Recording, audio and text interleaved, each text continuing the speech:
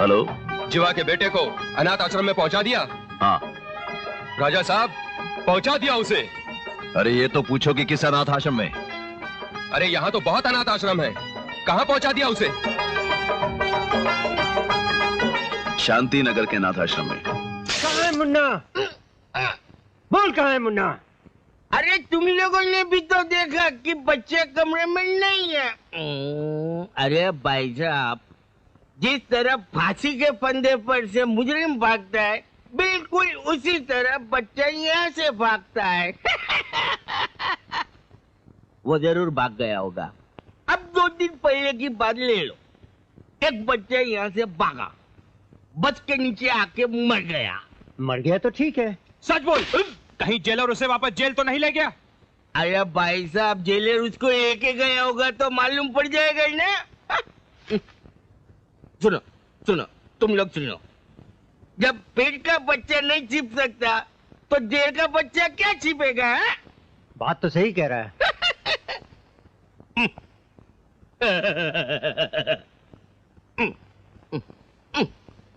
मुन्ना की जिंदगी बचाने के लिए ये जरूरी है कि उसे जेल से बहुत दूर रखा जाए, ताकि उसके दुश्मनों को उसका पता ना चल सके। अंकल, आप 4 घंटे से गाड़ी चला रहे हैं, आखिर हम जा कहाँ रहे हैं? स्कूल। अब तुम वहीं रहोगे और वहीं पढ़ोगे। नहीं अंकल, मैं अपनी माँ से दूर कहीं नहीं जाऊंगा। हाँ अंकल, मैं पढ़ूंगा भी नहीं। अगर तुमने खूब दिल लगाकर पढ़ाई की और क्लास में फर्स्ट आए तो जानते हो क्या होगा? क्या होगा? तुम्हारी माँ जेल से छोड़ दी जाएगी, फिर तुम अपनी माँ के साथ ही रहना।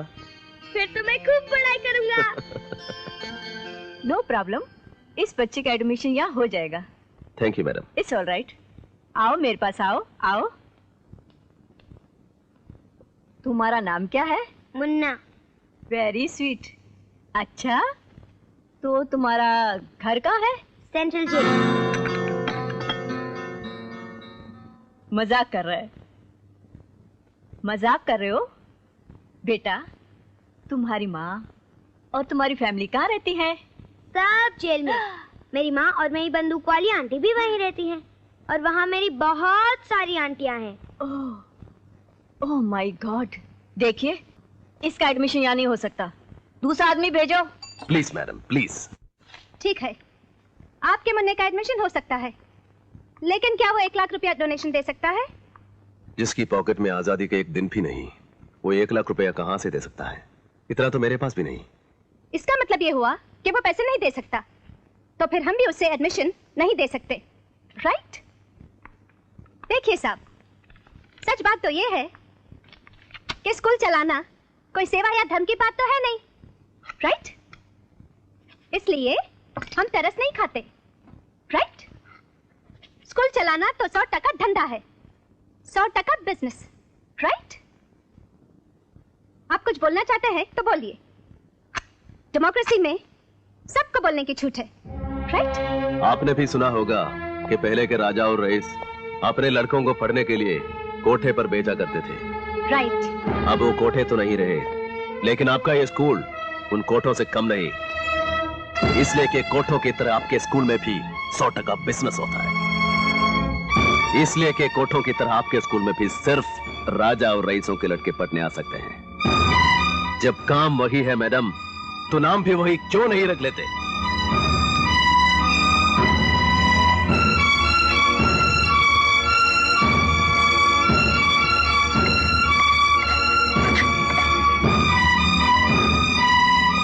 अब बोलिए। राइट, बोलिए। राइट।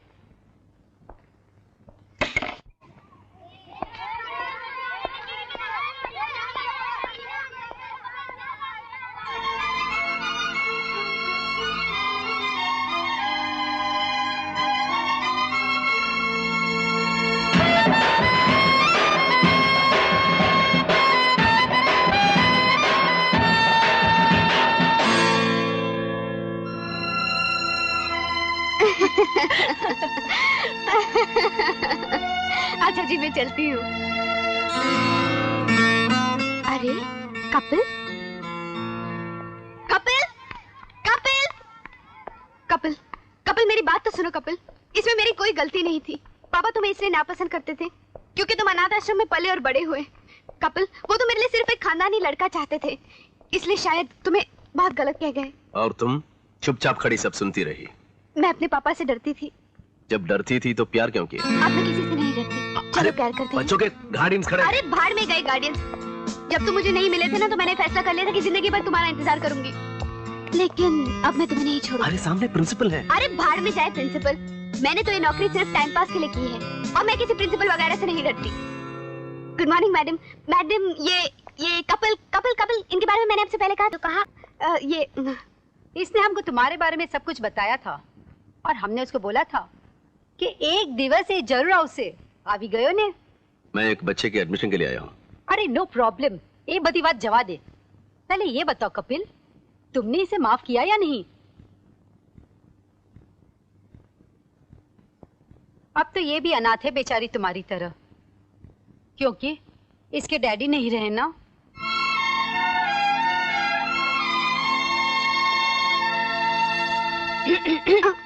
आए बदुई सारू नहीं लगे। प्रिंसिपल ने ऑफिस चेयर, रोमांटिक प्लेस पर जाओ, नॉट योर। गो गो। चलो कपिल।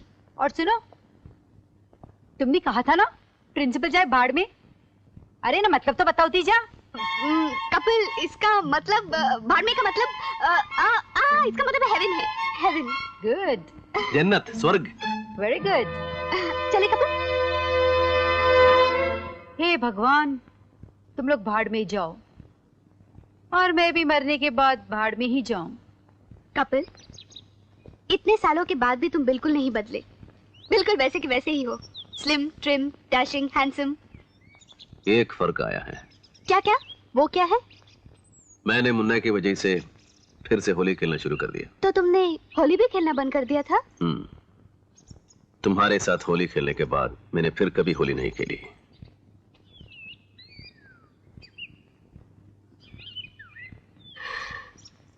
वो होली भी कितनी खूबसूरत थी ना कपिल। यही कि अगर इस बार तुम भागे तो मैं किसी को मार पीट कर तुम्हारी जेल में आ जाऊंगी, फिर हम दोनों एक साथ रहेंगे। ऐसा होगा ही नहीं। मुन्ना अब तुम्हारे पास है, अब तो मैं आता ही रहूंगा। अच्छा जी, तो आप मुन्ना से इतना प्यार करते हैं? हाँ, उसे जब भी मैं देखता हूँ उसमें 20 साल पहले का कपिल देव सिंह मुझे नजर आता है। उसकी तरह मैं भी अपने डैडी को नहीं देख पाया था। मैं भी बेसहारा था। तुम भी यही समझना कि मुन्ना मेरा बचपन है, जिसे खूब प्यार चाहिए। हाँ हाँ, मैं मुन्ना को खूब सारा प्यार दूंगी। Thank you. ये क्या है? ये कैंची है बच्चू, इससे मैं तेरे बाल काट कर तुझे मॉडर्न बना दूंगी। देख, पहले उधर से शुरू करते हैं, ओके?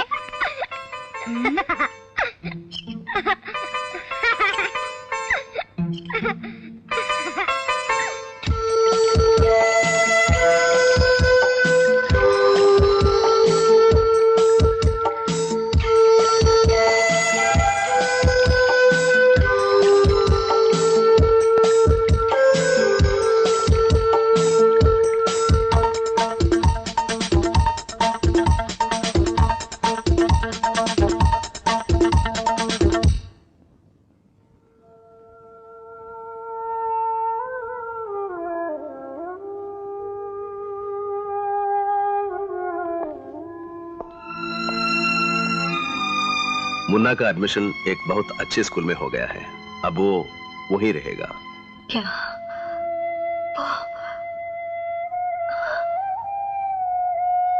वो मुझसे दूर वहीं रहने के लिए तैयार हो गया? तैयार तो नहीं था। फिर मैंने मुन्ना से कह दिया, अगर तुम क्लास में फर्स्ट आ जाओगे तो तुम्हारी माँ जेल से रिहा कर दी जाएगी और तुम हमेशा अपनी माँ के साथ रह सकोगे। आपने उसे झूठ क्यों बोला? और कोई रास्ता नहीं था।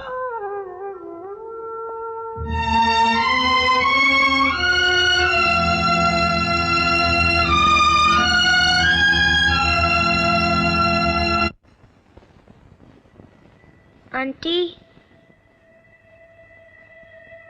मुन्ना, मुझे नींद नहीं आ रही। बहुत बदमाश हो गए हो, जल्दी सोते ही नहीं। अच्छा ये बताओ, मैं ऐसा क्या करूं जिससे तुम्हें नींद आ जाए? तुम्हारे पैर दबाओ? नहीं। तुम्हें कहानी सुनाऊं? नहीं। तो फिर लोरी गाती हूँ? नहीं। ओह माय गॉड, तो फिर मैं ऐसा क्या करूं जिससे तुम्हें नींद आ जाए? बोलो, अरे बोलो ना। आप एक काम कीजिए तो मुझे नींद आ जाएगी। क्या? आप जागते रहो कहिए तो मुझे नींद आ जाएगी। जेल में जब सिपाही लोग जागते रहो कहते थे तो मुझे नींद आ जाती थी। Oh my God.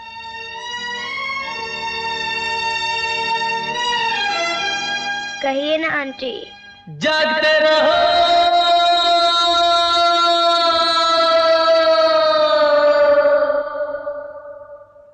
जागते रहो।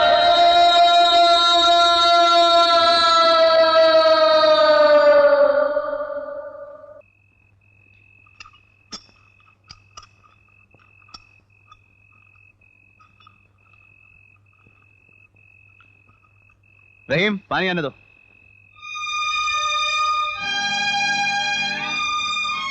कल मेरी सजा खत्म हो जाएगी। मैं यहाँ से मुन्ना को अपने साथ ले जाना चाहती थी,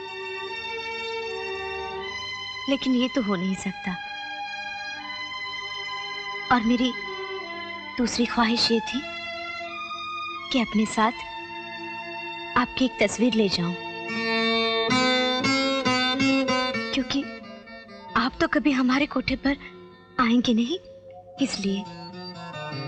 मैं तुम्हारे कोठे पर कम से कम एक बार तो जरूर आऊंगा। अरे इसे अभी क्यों चालू कर दिया? अगर एक बार ही आना है तो मुझसे वादा कीजिए आप होली पर ही आएंगे।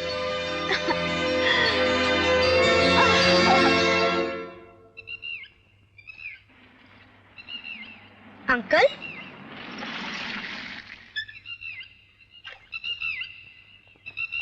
मुन्ना, मुन्ना, मुन्ना, मुन्ना, मुन्ना।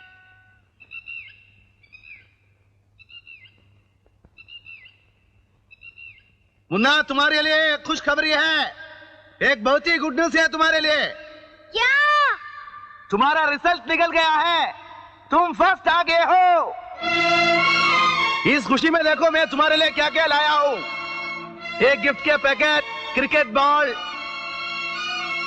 और तुम्हारा मनपसंद फुटबॉल। अंकल, मुझे सब नहीं चाहिए, नहीं चाहिए, मुझे माँ चाहिए।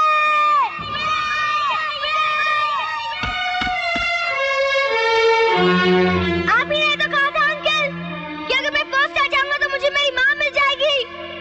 मुझे कुछ नहीं चाहिए, मुझे सिर्फ अपनी माँ चाहिए अंकल। मुझे कुछ नहीं चाहिए, मुझे सिर्फ अपनी माँ चाहिए uncle.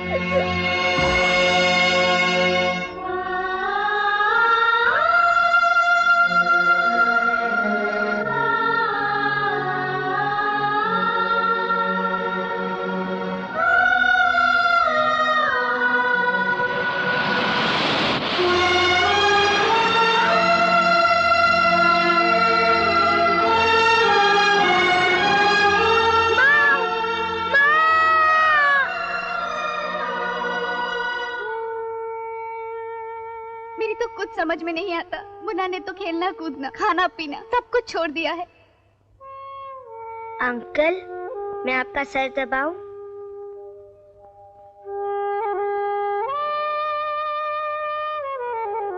I am sorry Munna, I am very sorry. आप एक काम कीजिए। क्या? अंकल, आंटी ने एक बार कहा था भगत सिंह जो अपनी माँ को और अपने देश को बहुत चाहते थे, उनको फांसी दे दी गई। मैं भी तो अपनी माँ को बहुत चाहता हूँ, मुझे ही फांसी दे दो ना। तुम जानता है फांसी क्या होती है? नहीं। फांसी रोटी की तरह गोल जरूर होती है, मगर वो जिंदगी देती नहीं, ले लेती है। और फांसी तुम्हें क्यों मिलनी चाहिए? फांसी तो उसे लगनी चाहिए जिसकी वजह से तुम माँ बेटे आपस में मिल नहीं सकते।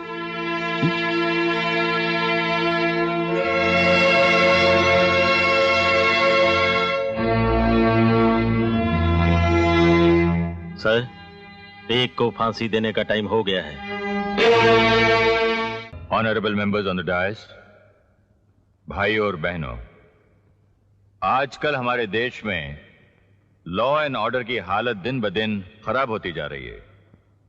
खून खराबा, मारकाट बढ़ता ही जा रहा है।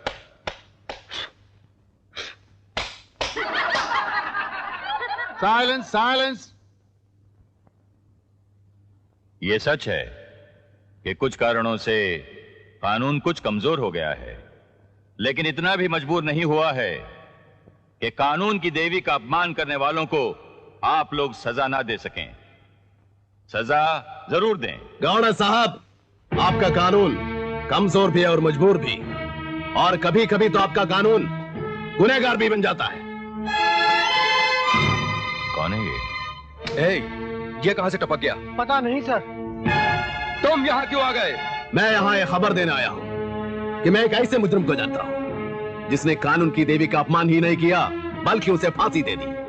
फिर भी मेरा यह दावा है कि आपका कानून उसको सजा नहीं दे सकता। ऐसा हो ही नहीं सकता। बताओ कौन है वो, उसे सजा जरूर मिलेगी। वैसे तो वो 6 साल की सजा पहले भी काट चुका है। फिर तो वो बड़ा खतरनाक मुजरिम है। हाँ, बहुत खतरनाक मुजरिम है, और उसकी उम्र सिर्फ 7 साल है। उसका नाम है मुन्ना, जिसका दूसरा भयानक जुर्म यह है कि वो अपनी मां जीवा से बहुत प्यार करता है। यहां जो भी लोग मौजूद हैं कानून की रग रग से वाकिफ हैं। मैं आप सबसे एक सवाल पूछना चाहता हूं, बताइए, कानून की मूर्ति बनाने वालों ने कानून के लिए किसी देवता की मूर्ति क्यों नहीं बनाई? बताइए क्यों नहीं बनाई? उसने कानून के लिए देवी की ही मूर्ति क्यों बनाई? पता नहीं। देवी की मूर्ति इसलिए बनाई गई कि कानून बनाने वाला यह जरूर चाहता होगा कि कानून एक मां की तरह हो, जिसमें ममता हो। इसीलिए गवर्नर साहब, उसने मूर्ति का रंग काला पीला नहीं बनाकर दूध की तरह सफेद बनाया। लेकिन आपके कानून में न मां है, न ममता है, न दया है, न इंसानियत है। या तो जोड़ दीजिए इन शब्दों को अपने कानून की किताबों में, या फिर तोड़ दीजिए इस मूर्ति को और बना डालिए इसकी जगह किसी राक्षस की मूर्ति।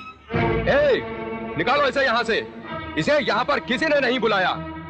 ये यहाँ पर आके कानून का अपमान कर रहा है। कानून से इंसाफ मांगने वालों को जो अपनी ताकत से दबाते हैं, दरअसल कानून का अपमान वो करते हैं।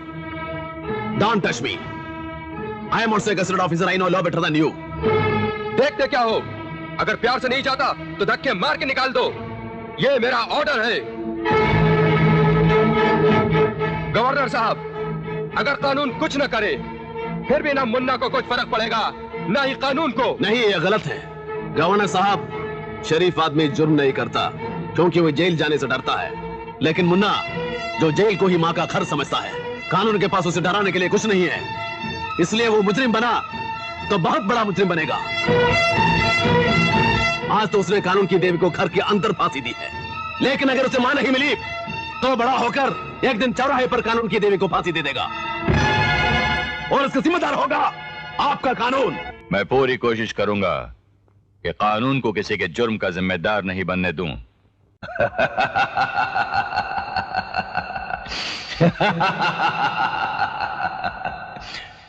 पहली बार इस गुंबद के नीचे तुम एक अच्छी खबर लेकर आए हो कि गवर्नर जीवा से जेल में मिलने आने वाले हैं।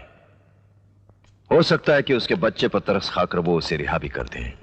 भगवान करे ऐसा ही हो। जल्द से जल्द वो उसे जेल से रिहा करें और हम उसे इस दुनिया से रिहा कर दें।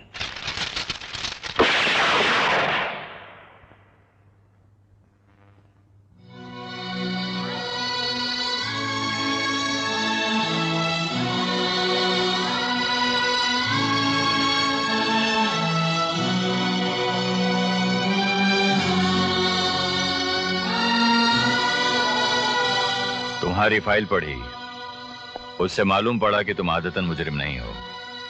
तुम्हारा जेल रिकॉर्ड भी अच्छा है। तुम्हारे मुन्ना से भी मिल चुका हूं मैं। इन सब बातों को मद्देनजर रखते हुए मैं समझता हूं कि तुम्हारी सजा माफ हो जानी चाहिए। आओ मेरे साथ।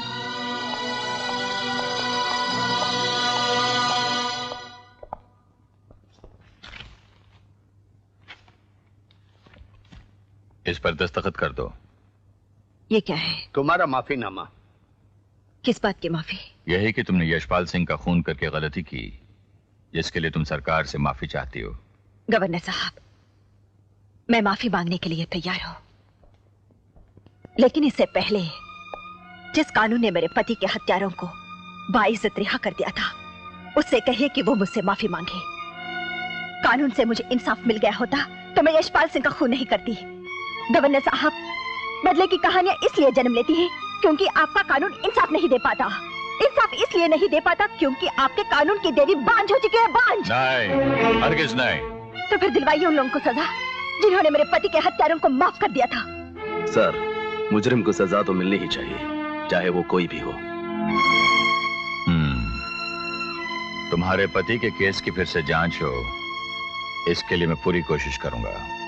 सर, इसके लिए भी इनको एक अर्जी डायरेक्ट सरकार के नाम से देनी पड़ेगी। वो अर्जी में बना लाया, सिर्फ आप अंगूठा लगा दीजिए। क्यों?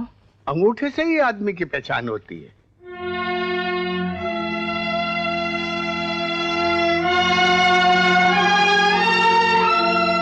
ये क्या किया तुमने? एक स्त्री की पहचान उसके पति के नाम से होती है। अगर मेरी ये पहचान आपको पसंद नहीं आई तो फाड़ दीजिए इस कागज को। नहीं चाहिए मुझे माफी। ठीक है, ठीक है।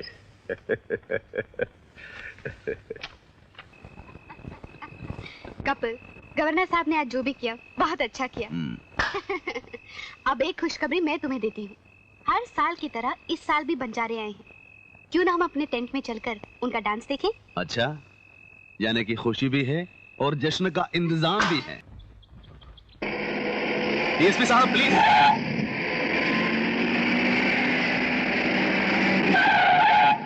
डीएसपी साहब, मैं मुन्ना के बारे में। वही मुन्ना है ना जिसकी वजह से आजकल आप बहुत मशहूर हो रहे हैं। भाई धड़ाधड़ फोटोएं छप रही हैं। और सुना है कि गवर्नर साहब उसकी मां की सजा भी माफ कर रहे हैं। ये तो बहुत अच्छी बात है। क्यों? उसके जेल से बाहर निकलते ही उसकी जान खतरे में पड़ जाएगी, इसलिए कि उसके दुश्मन बहुत हैं। मैं चाहता हूं कि तब पुलिस उसका प्रोटेक्शन करे, उसकी रक्षा करे। सॉरी जेलर साहब, इस मामले में मैं क्या कर सकता हूं? हाँ, ज्यादा से ज्यादा यही कर सकता हूं कि 2-4 लाठी वाले सिपाही भिजवा दूंगा, नहीं तो 1-2 राइफलदारी साथ कर दूंगा। इससे आप क्या समझते हैं कि उनकी जान की रक्षा हो जाएगी? भाई साहब, आजकल तो कर्फ्यू में भी दुकानें लूट ली जाती हैं, जबकि वहां पे सिर्फ पुलिस ही पुलिस होती है। हाँ, और फिर आपके खूनी का बेटा कौन से सिकंदर की औलाद है? हाँ?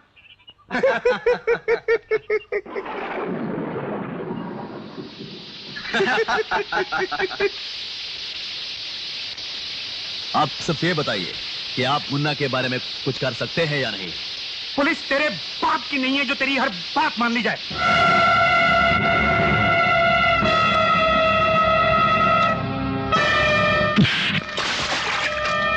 ये देश भी तेरे बाप का नहीं जो तेरी हर बात सह ली जाए। तूने मुझ पर हाथ उठाया? हाँ, आज इसी जगह पर मैं तेरी धज्जियां उड़ा दूंगा।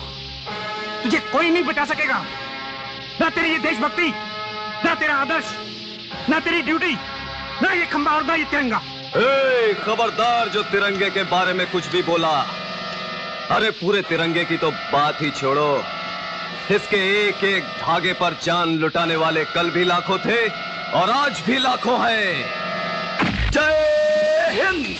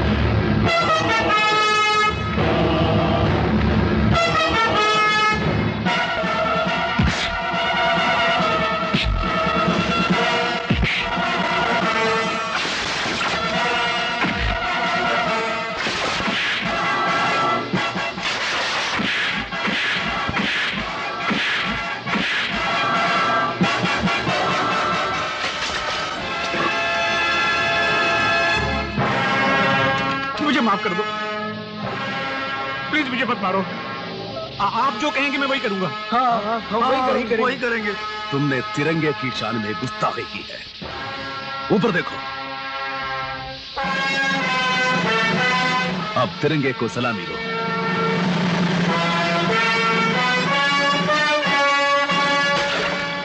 हेलो, कौन जेलर साहब? अजी आप तो जानते हैं कि जोर से बोले बिना दिल्ली तक आवाज नहीं पहुंचती, समझ गए ना? तो जरा जोर से बोलिए। लीजिए, गवर्नर साहब से बात कीजिए। तुम्हारे लिए खुशखबरी है कपिल। मैंने राष्ट्रपति जी से मुन्ना के लिए बात की है और मुझे पूरी उम्मीद है कि जल्द से जल्द जीवा की सजा माफ हो जाएगी। छतर सिंह और डीएसपी कृपाल सिंह से मिले हुए हैं। उसकी तुम फिक्र मत करो। आज मैं वापस आ रहा हूं, आते ही चीफ मिनिस्टर और पुलिस कमिश्नर से बात कर लूंगा। सर, फिर भी तुम एक काम करो, मुन्ना को वहां से ले आओ और अपने पास रखो ताकि उसकी जान को कोई खतरा न होने पाए। Thank you sir.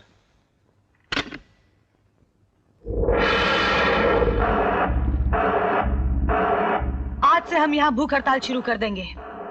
इस बार आप हमें रोकेगा मत। लेकिन ये सब किस लिए? मुन्ना के लिए, जीवा के लिए और उस नेता को सजा दिलाने के लिए जो राक्षस से भी ज्यादा कमीना है। लेकिन इसके लिए तुमने भूख हड़ताल को ही जरूरी क्यों समझा? सुना है सर, जो आवाज भूखे पेट से निकलती है वो दूर दूर तक जाती है। देखो किसका फोन है। हेलो सर, पार्टी प्रेसिडेंट आपसे बात करना चाहते हैं। हाँ? अरे बाप रे, इनको क्या काम आ गया? हेलो, कारे 76 से ही मंत्री बनते ही तेरे को और कोई नहीं, वही जेल का बच्चा मिला ताकत दिखाने के लिए। हो चोर साला, अपने तो बदनाम है ही, सारी पार्टी को ऊपर से बदनाम कर दिया। अरे वो बचवा तो जेल में पैदा हुआ, वो तो इस युग का किशन हो गया, किशन। और कंस तेरे को ही बनना था। कालू, तू कोई चंदा मामा नहीं है। चंदा मामा दूर के पुए पकावे गुड़ के और हम हाथ पे हाथ धर के बैठे रहे। तब देख रहे कलुआ, अगर तूने हफ्ता के अंदर अंदर ये एक्सप्लेनेशन नहीं दिया कि ये घोर अनर्थ तूने क्यों किया है, तो समझ ले तुहार कुर्सी हिल गई।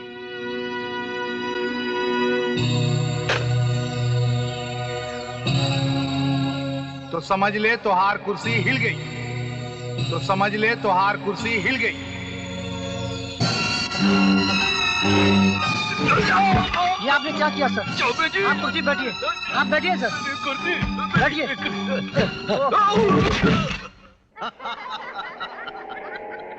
लेकिन भाईजान ने ये फैसला बहुत अच्छा किया है कि मुन्ना भी अब इनके साथ सरकारी क्वार्टर में ही रहेगा। दूसरा फैसला ये किया है कि आप लोग भी हमारे साथ वहां रहेंगे। हम लोग भी?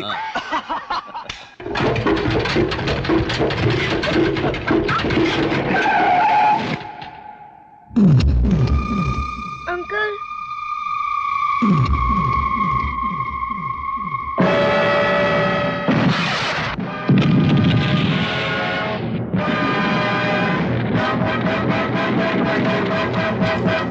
जाओ पीछे करो उन सबका।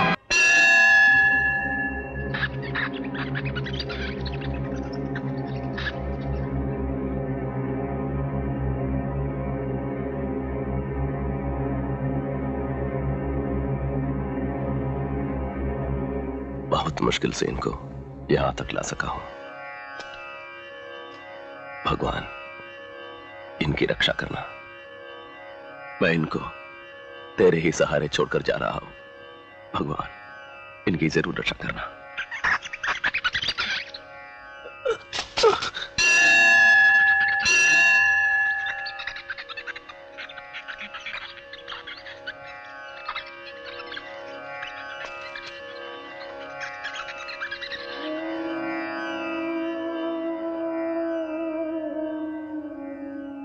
Uncle,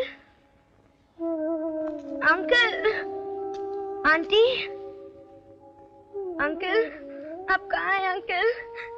uncle!